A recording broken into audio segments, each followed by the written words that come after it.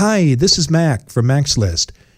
Before we start the show, I want to let you know about my new book, Land Your Dream Job Anywhere. I've been helping job seekers find meaningful, well-paying work since 2001, and now I put all my best advice into one easy-to-use guide. My book shows you how to make your resume stand out in a stack of applications, where you can find the hidden jobs that never get posted, and what you need to do to ace your next job interview. Get the first chapter now for free. Visit maxlist.org/anywhere.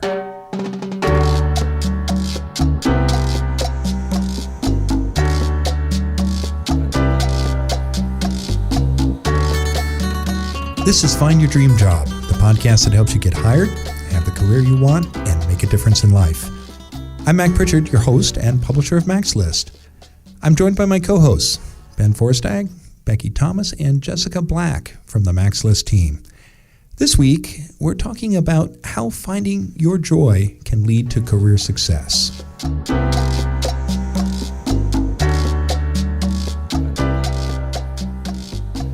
You might think that joy and work don't belong in the same sentence.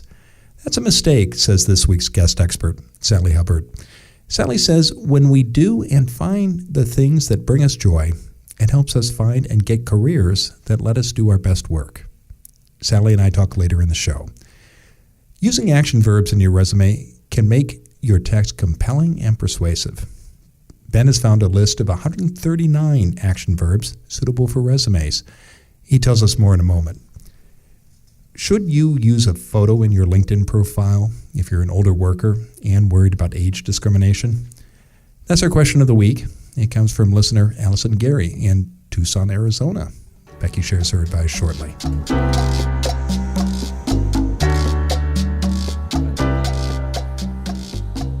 First, as always, let's check in with the Mac's List team. And our topic this week, colleagues, is how finding your joy leads to career success. And I'd love to hear from each of you.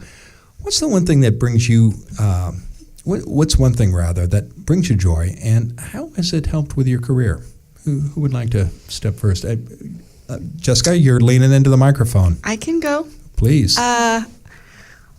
Well, yes, I think that your note about one thing, not the one thing, is important because there are lots of things. Sure. Yes, of course. But I love helping other people, and so I've always worked in service jobs, customer service, and nonprofits, and those types of things. And so sort of my natural just empathy and wanting to, that service-oriented mindset and energy has just always driven my careers and my jobs and what I'm interested in doing, putting my energy to. Yeah. And even my volunteer opportunities, it's usually always about helping others. And I want to be sort of clear. I think that you can help others in a lot of different ways. But I mean to say that my focus has always been people-oriented, of wanting to have those direct relationships and having the sort of direct access to making sure that people's lives are better in a certain way based on my interaction with them. Great. Yeah, no, I know you have served on many boards over the years, and you're active in a number of organizations here in Portland, but national groups that are based here as well. Mm-hmm. What about you, Becky? What's one thing that brings you joy that has made a difference in your career? This is an interesting question. I feel like there's so many different ways to think about it. Like, the first thing that came to mind was like coffee. Yeah. Okay. Coffee brings me joy, and it has helped my career. Yeah. Because like going on coffee dates, informational interviews, like let's meet for coffee. Yeah. Like going on coffee runs every day with your coworkers, like for team bonding and like just banter and like going over what's going on, during the day. Doing coffee instead of sitting in a conference room, like getting out of the office and like, getting new perspective. True. That's awesome. Brings me joy. Yeah. That's great. That's huge. Like there's so many little things that you can find pleasure in, and that you can also use to help your career. And I think it's just about like being open to that. Yeah. I don't know if that's too woo-woo, but no, I like it. Answer. I think that's I think that's a good perspective to bring to this, because I think it's not always as cut and dry of like, your joy can be something outside of a skill that's directly related to your jobs. And so I think that that's a really good reminder that it doesn't have to be related to the things that you've done in your career. Right. It and can also be things can make a bigger impact than you think huge. about. Yeah, Absolutely. small pleasures can add up. And right. Oh, that's what my mom would say. Yeah, and I think that that's kind of what we're going to be talking about today, right? Is that, finding your joy, whatever that may be, can lead directly or indirectly to helping your career or even leading it. So that's interesting. Yeah, work does not have to be about self-abnegation. Yeah, totally. Okay, sorry. It shouldn't be. I think my education is showing there. Ben, what about you? So a little bit of Jessica, I guess. Like it feels for me too woo-woo. That's the word of the day, evidently. To say like helping people. I always got like a kick out of like when you find the perfect match between like organizations or people and organizations like that. Or like the perfect, where it's like synced up. Yeah, like interests align in the perfect way and setting up new partnerships and things like that. I love that. That's like one of the best moments for me. In addition to that, so part of it is like not listening to my own inside voice sometimes because I'm naturally a person who my first reaction to almost anything is no. Right? Like even if like my wife says, we're going on vacation tomorrow, my first reaction is no, we're not. Like we're going to stay here. And so what I found in my career is the more I can not listen to that voice and like embrace new challenges and new things that are coming through. And like this podcast, for example, like my first reaction to it was like, no, I don't want to do that. But I found like taking on these new challenges is something that I find really rewarding and joyful and, a little bit painful at first, but as you do it more and get better at it, like it just kind of amazes me the things that I've been able to do in my career because I've said yes to them against my my better judgment sometimes. I love it. Yeah, so say yes to the unexpected. Yeah, that's right. Very cool. Well, like you, Jessica, service is a huge value for me, and I've been involved in nonprofit boards and organizations. I think that's an underlying for all of us. That's why we're here, helping people find their jobs and all of that. But I think that's huge for you too. And as part of that, as an example of service and something that brings me joy, is I love electoral campaigns, political campaigns, and I've been involved in probably a dozen different races over the years. And when there have been moments when I've worked on races where we lost, but I got it allowed me both to combine my service and my career skills in projects that made me feel like I was doing my best work ever. Yeah. And it also opened doors for me because I've worked for elected officials, and often I got my first introduction to them or the people who hired me in their offices through my work with political campaigns, which never often didn't feel like work. It was just a joy. So, So, that's great. Yeah. So I know we're going to talk more about that with Sally today. But before we do that, thank you all for sharing your stories. And Ben, let's turn to you because you're out there every week poking around the internet looking for resources for our listeners. What have you uncovered this week? So this week, we've already established that we're going to be on somewhat of a woo-woo topic. So should we be, listeners at home, be taking drinks every time we use the phrase woo-woo? Perhaps. Fun game. Fun play. Of coffee, though. Of coffee. Sure. Of your drink of choice. It could be soda water. It could be, LaCroix. So I thought I would kind of balance things out today by having like a super tactical resource of the week. And so I found a list of 139 action verbs that will make your resume stand out. And I got this from, of all places, Indeed.com. So we all know that like you want to avoid weak and passive verbs in your resume and your cover letter.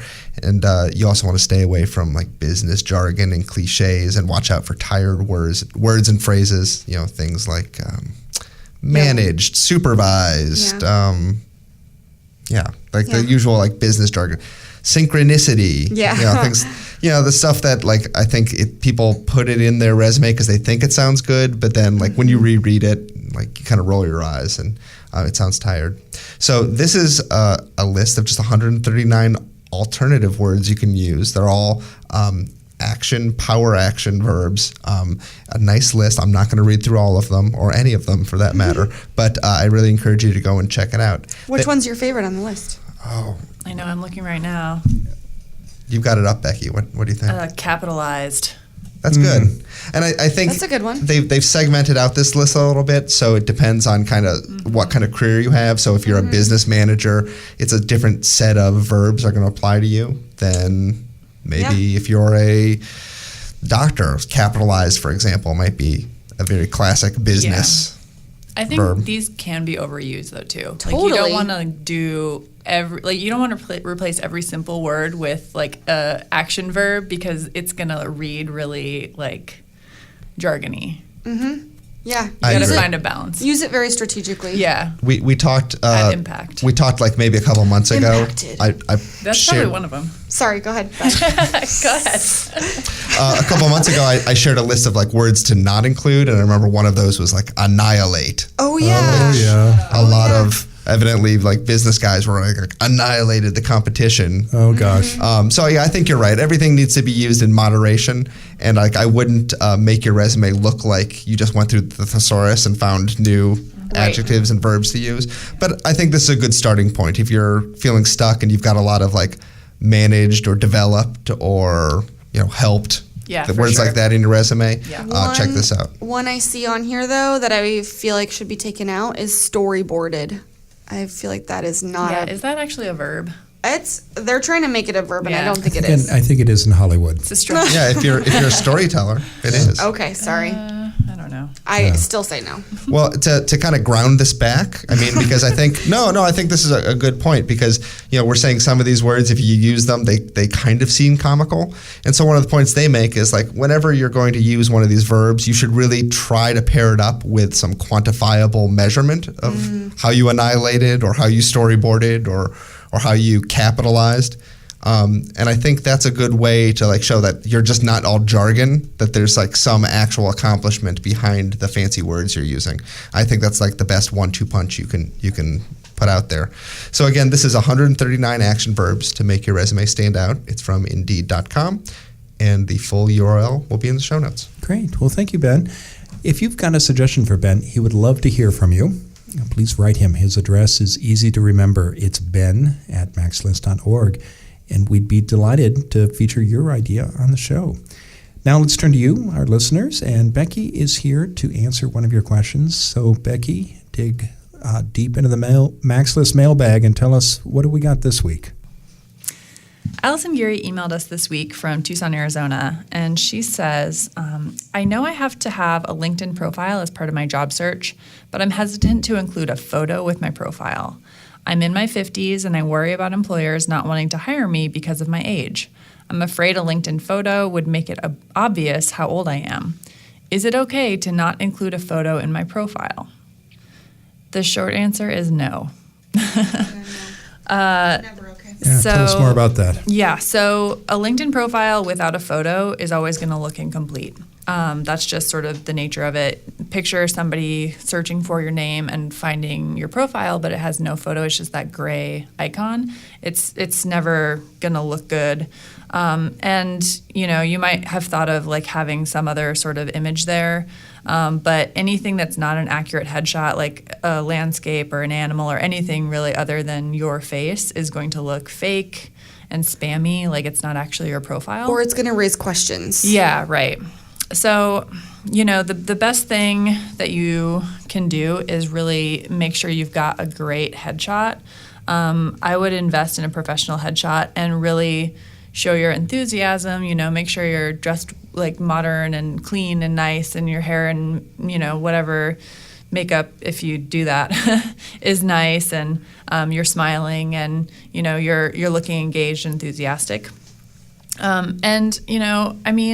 So the reason you have a LinkedIn profile is to really show that you're active and engaged in the job search and in online networking. And so that photo is a big part of it. But I think the bigger way for you to sort of show hiring managers that you are engaged and not to think about your age as much, is to be as engaged as possible and really optimize your profile. Do all of the things that LinkedIn like allows you to do, like highlight your best job experience, share your work samples, give endorsements, get endorsements from other people, get folks to endorse your skills that are most crucial for the job that you want.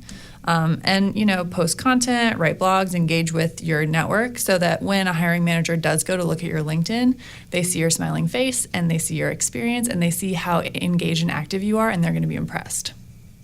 So, yeah, I understand that sort of concern, and it is a real concern, and a lot of hiring managers are going to discriminate based on your age, but all you can do is put your best foot forward and be as positive and robust in your presence online as you can. Yeah. And if they're still going to discriminate against you, like that's their loss. Like that's their problem, and there's not much you can do about that. But I think that, just putting your best foot forward is the best way to go.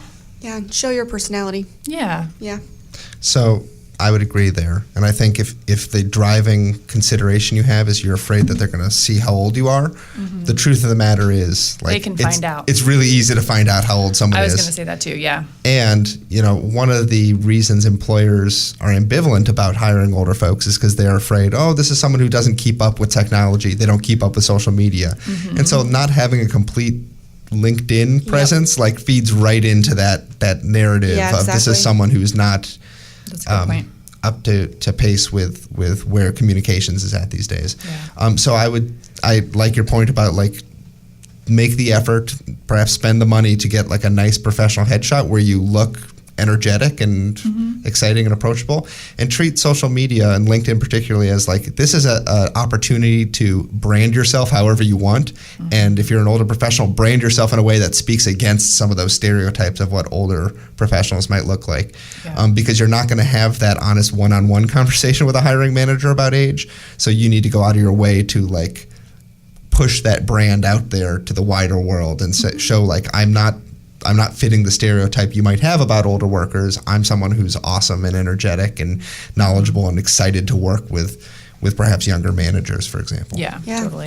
I think also I love what both of you have been saying, but the underlying point that I think you're both making is demonstrate your value and show that you, beyond your age, are very valuable to whatever job you're applying to or industry that you're applying within. And continue to put everything out there, brand yourself well, demonstrate how valuable you are and what you have to contribute. And that will show through more than your age. Yeah, I like that a lot because the picture, as you say, tells just one part of the story, and LinkedIn gives you an opportunity to paint a much bigger picture and tell a much more complete story. Yeah.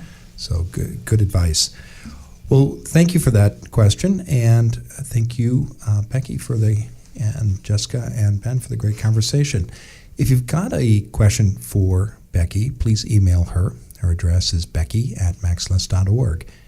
And you can call our listener line. The number is area code 716-JOB-TALK, or tweet at us. Our Twitter account is @MaxList. If we use your question on the show, we'll send you a copy of Land Your Dream Job, our new book, and we'll be back in just a moment. And when we return, I'll talk with this week's guest expert, Sally Hubbard, about how finding your joy can lead to career success. Most people struggle with job hunting. The reason is simple. Most of us learn the nuts and bolts of looking for work by trial and error. That's why I produce this podcast, to help you master the skills you need to find a great job. It's also why I wrote my new book, Land Your Dream Job Anywhere. For 15 years at MaxList, I've helped people in Portland, Oregon find meaningful, well-paying, and rewarding jobs that they love. Now, I put all of my job hunting secrets in one book that can help you no matter where you live. You'll learn how to get clear about your career goals, find hidden jobs that never get posted, and ace your next job interview. For more information and to download the first chapter for free, visit maxlist.org/anywhere. Now let's turn to this week's guest expert, Sally Hubbard. Sally Hubbard is an investigative journalist, lawyer and creator of the weekly podcast, Women Killing It. She talks to women who are killing it in their careers about what has worked for them, how they got to where they are today, and what they wish they knew sooner. She joins us today from Brooklyn, New York. Sally, thanks for being on the show. Thanks for having me. Yeah, it's a pleasure. Now, our topic is how finding joy can lead to career success. Tell us, what kind of joy are we talking about here, Sally? Just the run-of-the-mill kind of joy. Anything that brings you happiness, pleasure, fulfillment. It was a surprising lesson that I learned from talking to over 60 women on my podcast so far, that it was being in touch with what really brings you happiness that can really lead to success. And so these are things that might not seem to relate directly to our job. I know you have a material about this, and you mentioned things like riding a bike or dancing. And how can these ordinary activities tell us more about that connection between these things and the difference they can make in our work?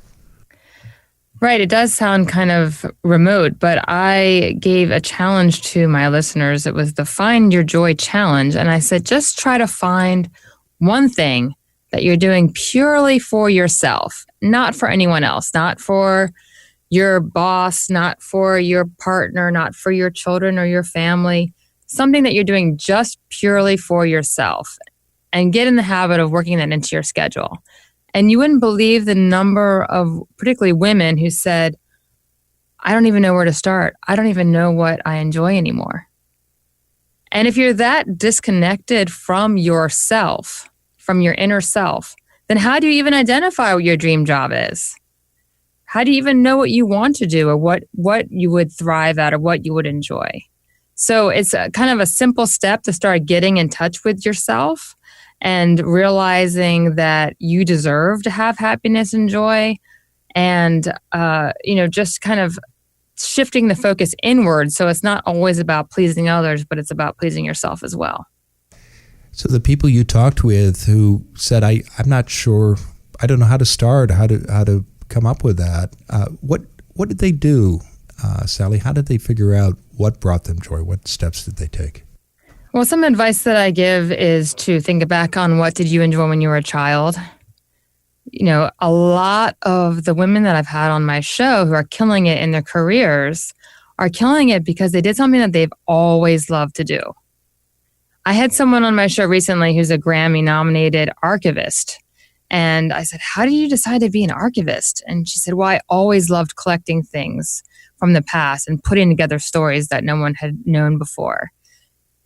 And a lot of people would just think of that, oh, well, that's a hobby I'll do on the side, and I've got to find a job that I know will pay the bills. And a lot of us take that approach. We look for a career that we think will create a stable situation, and we let go of what our true pleasures and what we truly enjoy and what would really make us passionate and thrive, because we're so focused on paying bills. Obviously that's a rational thing to be focused on, but also what other people expect of us. And that's particularly true of women who spend our lives kind of pleasing others and are really socialized to see our value in terms of how we please and how we please authority figures, how we please family members, our relationships to others instead of our achievements, which men tend to be more socialized toward.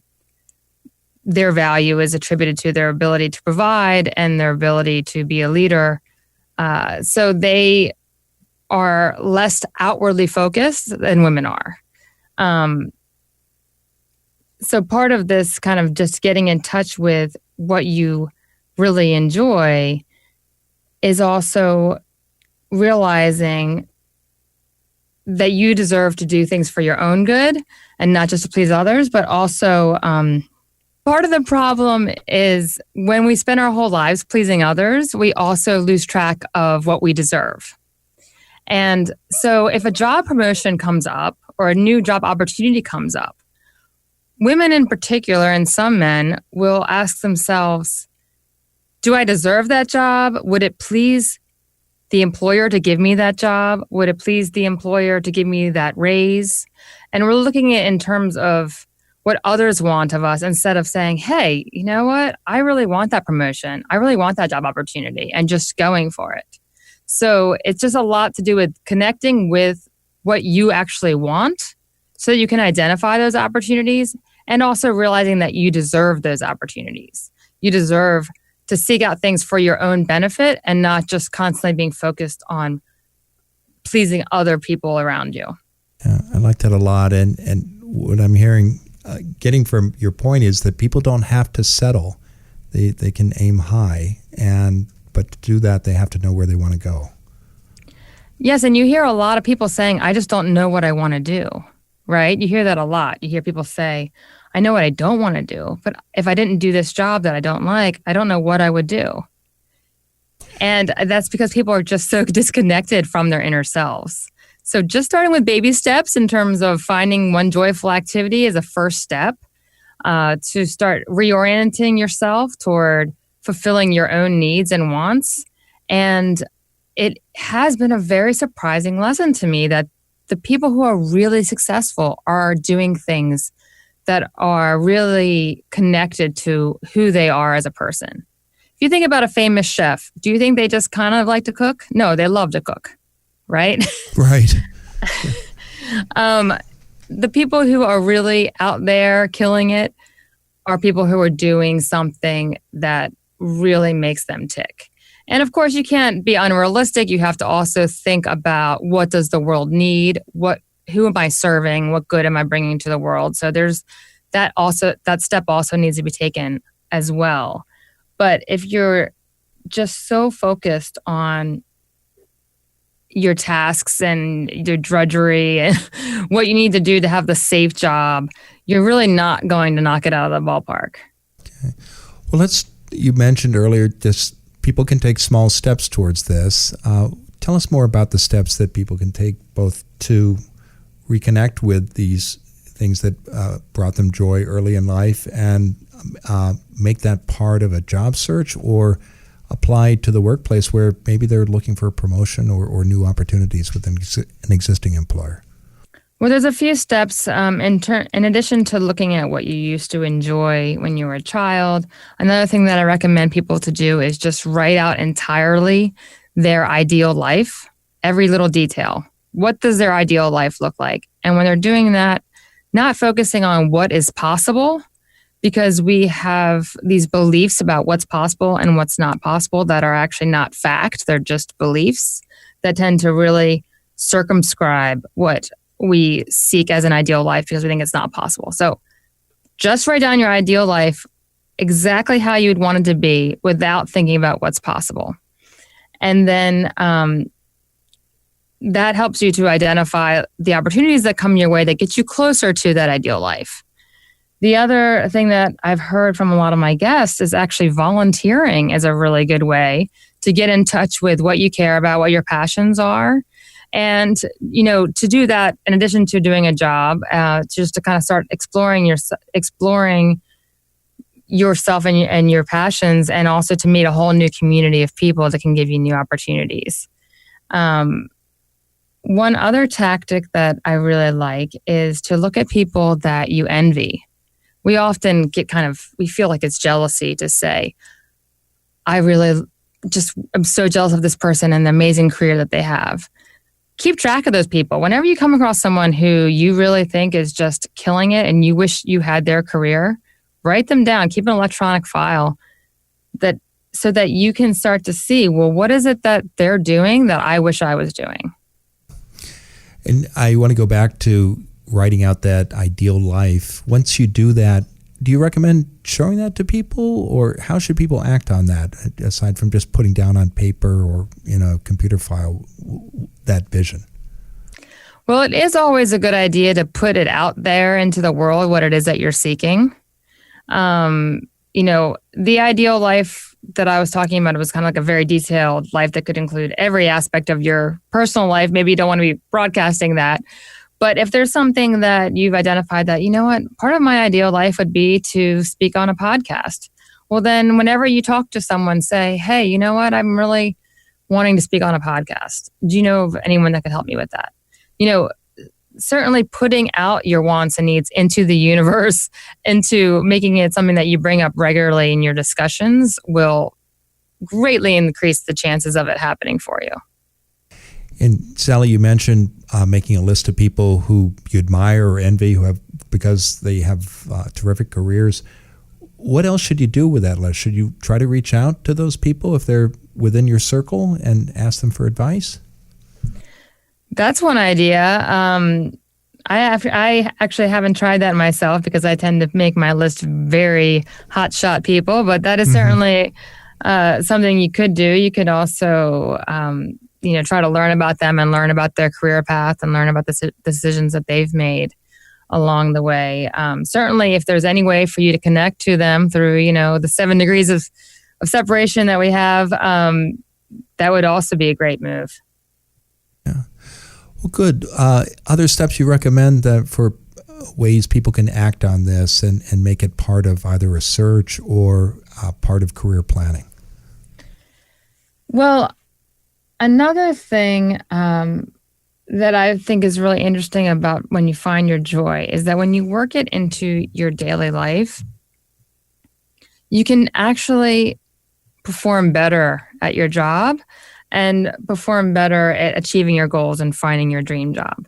Because what a lot of us tend to be stuck in is this routine of working all day, doing housework. There's just so much work in our lives that we feel like when we finish one task, all that's waiting for us is more work.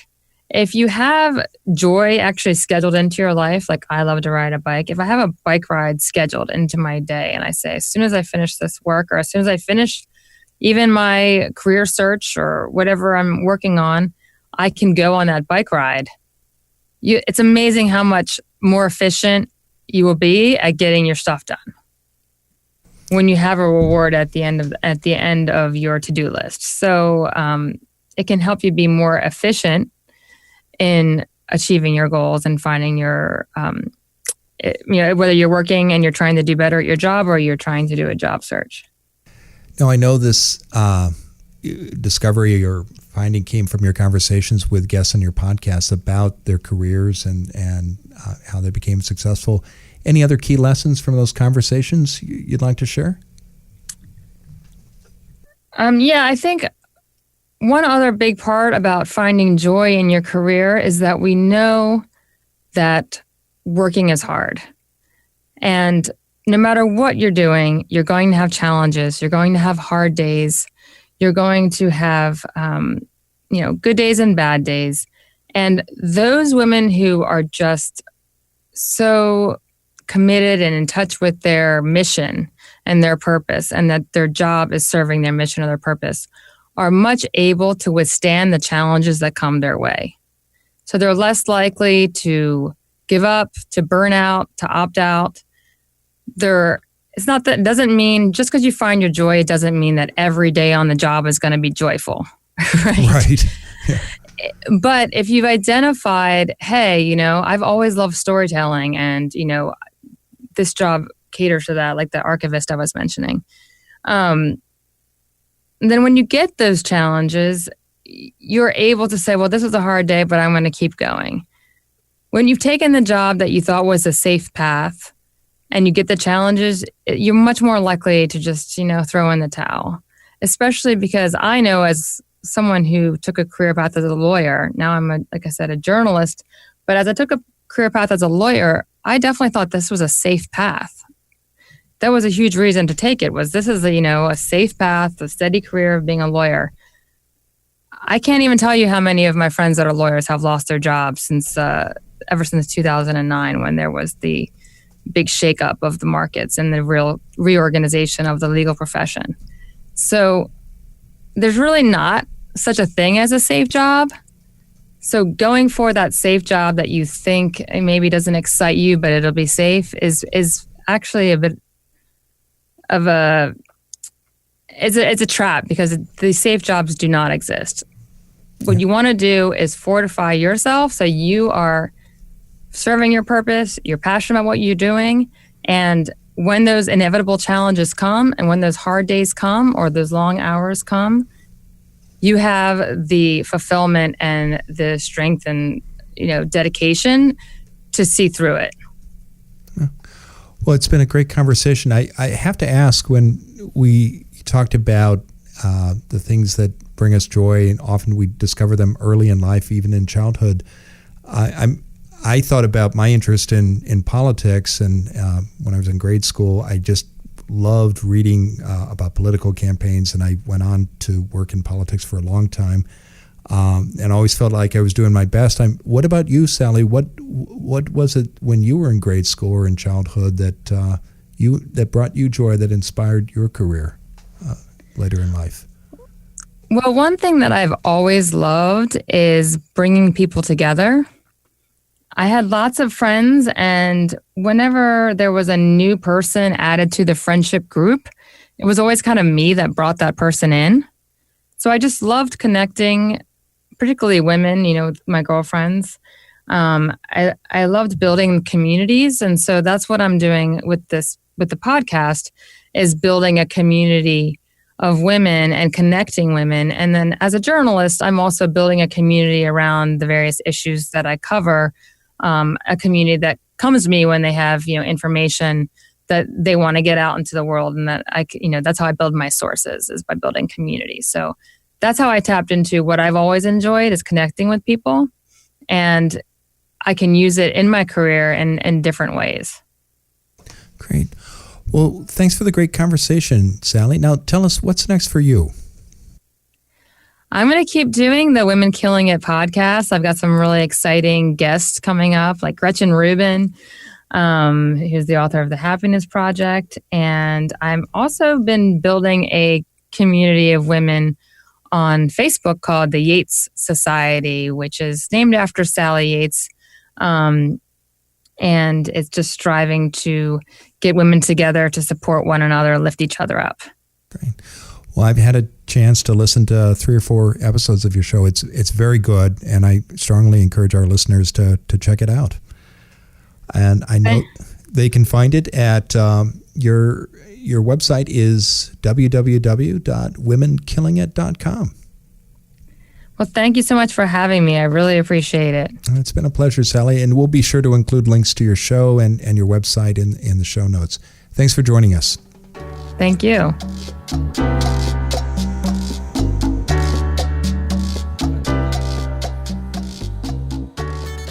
All right, we're back in the Maxless studio with Jessica, Becky, and Ben. What were some important points you heard Sally make in my conversation with her? Becky, you look like you're leaning in. I mean, I thought it was great. It was great. I really liked. That's why I'm like, I can tell you everything I loved about it. I really liked, I think the point that she made a couple times about the fact that women are always sort of catering to other people and don't necessarily think about what I like and what brings me joy and what I deserve. Definitely hit home for me. That was definitely a big part of it. Especially, she said that initially of, women are usually focused outwardly on how to please what do I need to do for others? Yeah, how to please others, and making sure that it's not rocking any boats and all of that stuff, and making sure to satisfy everybody else's needs before their own. And I kind of related to that. I loved how she talked about telling yourself that you deserve it, and don't. And for women or men, I think was her zone of that of you don't have to sacrifice the things that you want because you think you don't deserve it, because you do, and allowing yourself to have those bits of joy,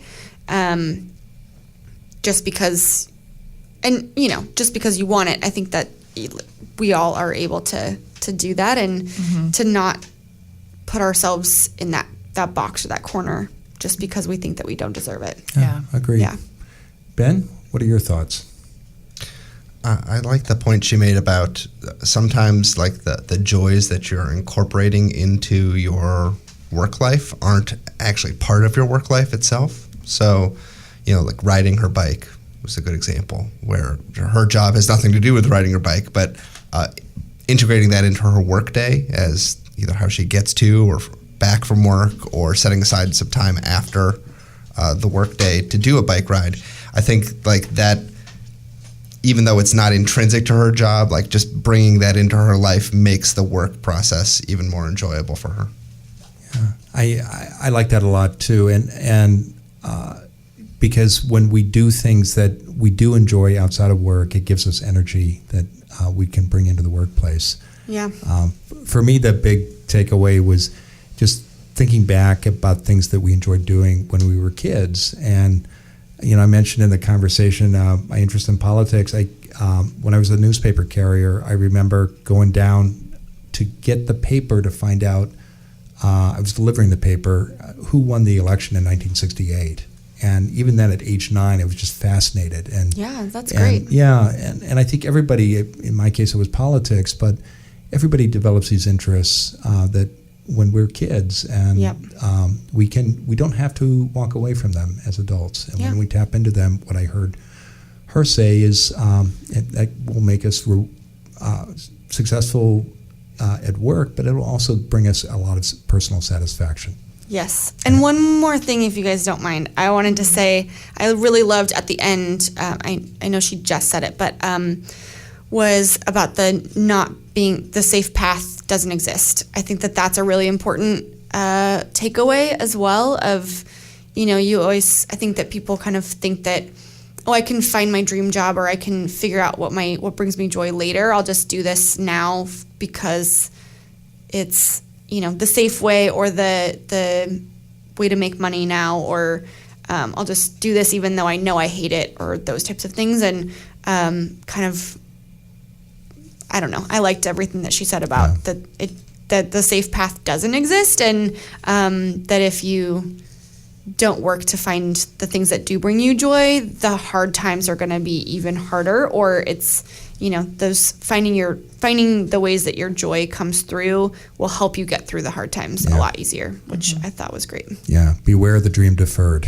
Right, exactly. Yeah. Good. Well, thank you all, and thank you, Sally, for joining us, and thank you, our listeners, for downloading today's episode of Find Your Dream Job. If you like what you hear, please sign up for our free weekly newsletter. And every issue, we give the key points of that week's show.